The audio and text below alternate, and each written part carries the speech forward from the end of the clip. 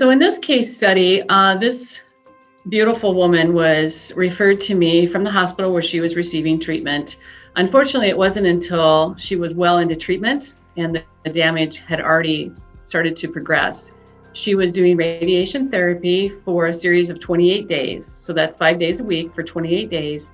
She came to me on day 19. And as you can see in the images, the entire epidermis, even some of the dermal layers, have been affected by the radiation treatments. It's just the nature of the treatment. There's nothing wrong with it.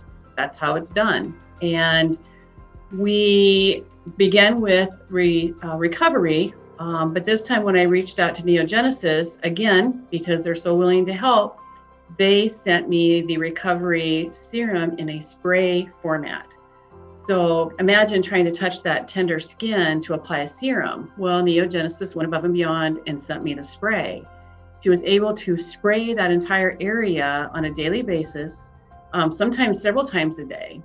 And I almost immediately started to feel some relief. Now, don't forget, she has radiation every single day. So we're re-traumatizing the skin, but trying to heal it in the same time. So she stuck with the recovery spray throughout, finished her 28 days, and within 2 weeks of completing it, her skin had healed over. And she was starting to have what we consider a new, healthy, normal barrier. It's never quite the same after radiation.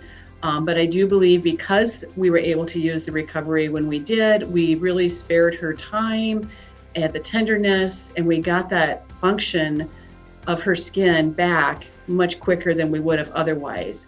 Ideally, I would have liked to have got her on the products before she ever started treatment to prepare the skin and get it in optimal condition before the radiation started. So maybe in the future, people who are going to go through this will think about that and reach out before they get to this point. We'd love to help more people.